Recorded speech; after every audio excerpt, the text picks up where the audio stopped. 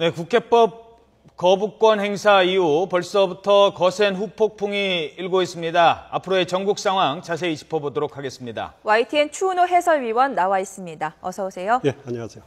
자, 대통령이 거부권 행사, 이거 어떻게 해석할 수 있을까요? 예, 대통령으로서는 그게 당연한 수순이었다라고 판단이 됩니다. 예. 대통령으로서는 국회법 개정안이 다분히 위헌 소지가 있다. 행정부의 행정입법권을 침해했고, 그리고 사법부의 사법심사권을 침해했기 때문에 상권 분리 원칙에 어긋나다. 그렇기 때문에 헌법을 수호해야 될 대통령으로서는 거부권을 행사할 수밖에 없다. 그런 입장입니다. 예. 예상이 됐던 그 결과라고 할 수가 있겠죠. 네. 일단 여당인 새누리당은 오늘 오후에 의원총회를 열어서 의견을 재의결에 붙일지 말지를 그렇습니다. 논의할 것으로 보이는데 어떻게 예상하십니까? 저는 개인적인 견해입니다만 정의화 국회의장이 재의결을 한다는 원칙에는 그 생각에는 변함이 없다 이렇게 말씀을 하고 있습니다만은 네. 새누리당 입장으로서는 재의결까지 가기에는 상당한 위험 부담이 굉장히 많습니다. 그래서 자동 폐기 수순으로 가지 않을까라고 생각이 됩니다. 만약에 재의결에 붙여서 이게 가결이 됐을 경우 그거는 결국 대통령과 새누리당이 등을 돌리는 결과가 되기 때문에 대통령이 심지어는 탈당까지도 생각할 수 있는 그런 결과가 예상이 되고요. 또 부결이 됐을 경우 이게 유승민 원내대표한테 협상의 주역에 결과적으로 귀책 사유가 될 수밖에 없을 겁니다. 그래서 내년 선거 총선을 앞두고 있는 새누리당으로서는 재의결에 붙이지 않고 이것을 자동 폐기함으로써 현재 불거지고 있는 당내 이런 갈등들 또 청와대와의 당청 갈등들을 봉합하는 방향으로 가지 않을까 이렇게 예상이 됩니다. 예. 자, 앞으로 어떻게 진행이 될 것인가에 대한 질문을 드리기 전에 일단 우리 헌법이에요. 그 헌법, 법률, 명령, 규칙 이렇게 있지 않습니까? 그렇습니다. 예. 그러니까 법률은 국회가 만드는 거고, 만드는 거죠. 그다음에 그 위에 이제 명령, 규칙은 행정부가 만드는 거 그렇습니다. 아니겠습니까? 예, 그렇습니다. 그게 다 헌법에 정해진 거예요. 그렇습니다. 국회의원이 당신들이 만드시라고 준 게 아니라 그리고 그 첫 번째 원칙, 그 상권분리 원칙에 이제 그게 있고 또 하나는 구체성이라고 그래서 일부러 누군가가 잘못된 명령에 의해서 내가 피해를 봤다라면 그 피해를 당한 사람이 법원에 달려가서 이거 잘못된 겁니다라고 구제 요청을 하는 겁니다. 예, 구체적으로 그렇죠. 피해를 당한 사람이. 예, 예. 근데 피해가 있기도 전에 입법부에서 이렇게 들여다보다가 이 명령은 법률에 위배되니까 바꾸쇼. 이거는 안 된다는 거 아니겠습니까? 그렇습니다. 예. 예, 구체적으로 이제 그런 내용들을 좀 그 대통령이 오늘 언급을 했습니다. 법제처장도 예. 언급을 했고요. 자, 그래서 원내 사령탑인 유승민 원내대표의 입지, 이 지금 앞으로 이제 이 부분이 제일 그렇습니다. 관심이 모아지는데 어떤 선택을 할까요? 유승민 대표는 지금까지 한 말로는 최고위원회의 그리고 의원총회에서 논의를 거쳐서 입장을 밝히겠다 이런 식으로 자신의 거취에 대해서는 명확한 입장을 밝히지는 않고 있습니다. 그리고 이것을 또 이 개정안을 제2에 붙일지 아니면은 자동 폐기할지도 의견을 들어서 하겠다라고 이렇게 입장을 밝히고 있는데 지금 몸을 사리고 있는 단계라고 할 수가 있을 겁니다. 예. 그러나 새누리당 내부의 역학관계를 좀 살펴볼 필요가 있을 것 같습니다. 그 대통령을 이른바 친박 세력 입장으로서는 그동안 대표 선거라든가 원내대표 선거에서 계속 비박 세력한테 패배한 그런 경험들이 있지 않습니까? 예. 근데 만약에 유승민 원내대표를 이렇게 몰아냈다. 그 다음에 치러질 원내대표 선거에서 과연 친박 세력이 자신의 후보를 당선시킬 수 있을 것인가? 거기에 아직까지는 자신은 못하고 있는 것 같습니다.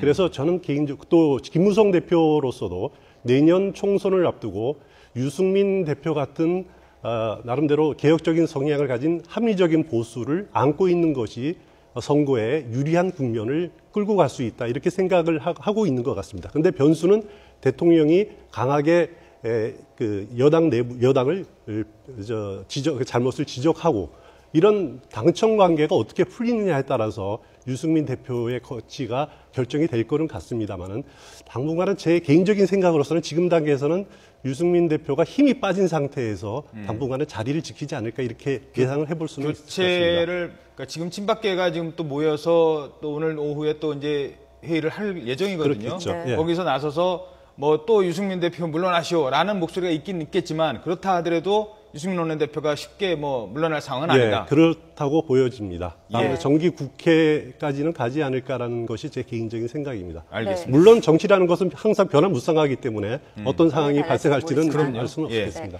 야당의 반발도 상당히 거센 것으로 보입니다. 예, 그렇죠. 일단 정의화 국회의장이 중재안, 자구 수정에서 중재안까지 나온 건데 거부권을 행사하면서 반발이 상당치 않은데 앞으로 제2 일정이 잡힐 때까지 모든 국회 일정을 중단하겠다고 밝혔거든요. 예, 그렇습니다. 당장 오늘 국회 본회의가 오후에 예정이 돼 있는데 당연히 보이콧할 것 같고요. 예. 그런데 다 아시다시피 지금 새정치연합이 당 내용에 입사해 있지 않습니까? 그렇죠. 최재성 사무총장 임명을 둘러싸고 친노, 비노 이렇게 내분에 휩싸여 있는데 과연 일반적으로 대통령이 거부권을 행사하게 되면은 그 야당과의 관계 예. 파탄나는 것이 일반적입니다. 근데 문제는 그 지금 야당에서 대여 투쟁에 힘을 모을 수 있느냐 그것이 지금 관건일 겁니다. 물론 그 당분간은 그 야당 내부의 그 내분이 공합이 될 있잖아요. 될 가능성이 큽니다. 대여 투쟁에 전념한다고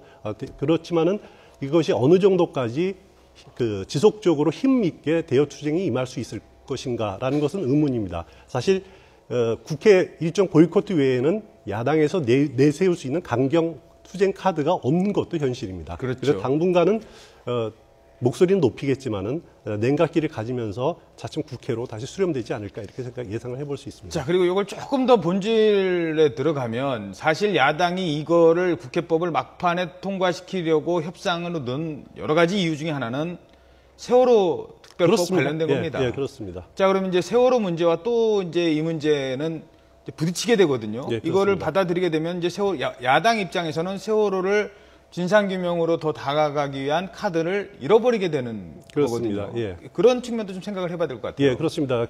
지금 국회법 개정안이 원래 문제가 된 것이 세월호법 시행령의 그렇죠.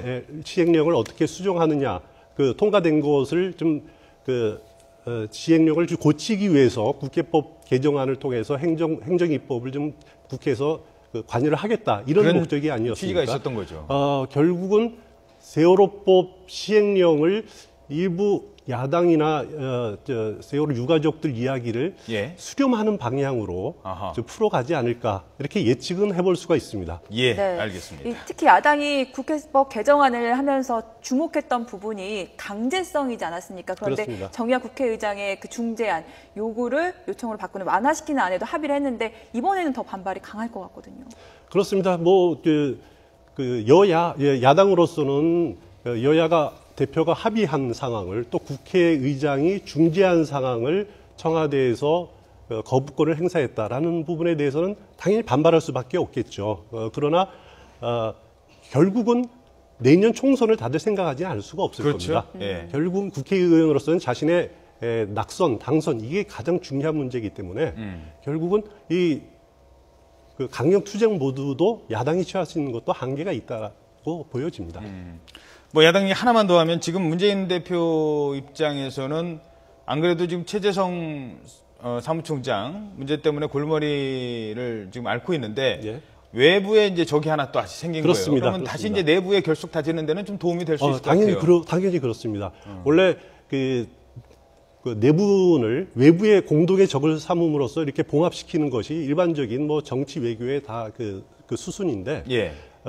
앞서 말씀드렸듯이만은 지금 그 내분 문제는 당분간 봉합이 될 겁니다. 틀림없이 봉합이 될 건데 그러나 결국은 새정치연합 내부의 내분이 내년 총선을 겨냥한 그 세력 다툼이기 때문에 여전히 잠재해 있다라고 보면 그렇죠. 됩니다. 이거 사무총장 문제는 의원들 내 문제, 자기 문제, 그렇습니다. 급한 문제이기 예. 때문에 잠시 봉합은 되지만 해결되지는 않는 거군요. 그렇습니다. 네, 대통령의 입장에서 좀 생각을 해보겠습니다. 어쨌든 대통령이 박근혜 정부 들어서 처음으로 거부권을 행사한 그렇죠. 건데 예.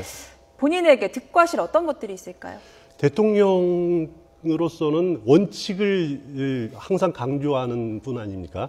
그래서 대통령으로서는 상권 분립을 어긋났다. 그리고 대통령으로서 가장 큰 책무가 헌법을 수호하는 거다. 이 원칙에서 조금 더 벗어나지 않으실 겁니다. 그래서 대통령으로서는 그 원칙을 당신께서 지키셨다고 지키는 그 큰 버팀목이라고 생각하시기 때문에 대통령으로서는 당연한 수순일 거고요. 다만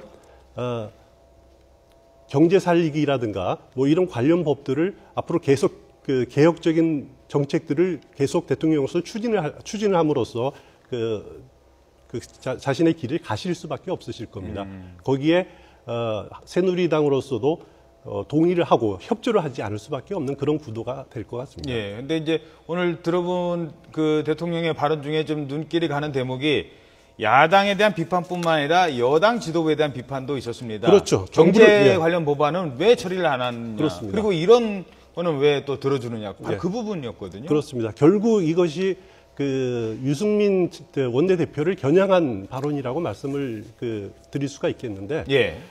청와대로서는 그 유승민 대표가 좀 파이팅을 해서 경제 살리기 법안이나 이런 데 적극적으로 임했으면 좋겠다. 그런 의사를 이렇게 강하게 표현하신 거고요. 근데 또 일각에서는 이른바 당 내부의 친박 세력에서는 유승민 대표를 틀림없이 흔들기를 할 거고요.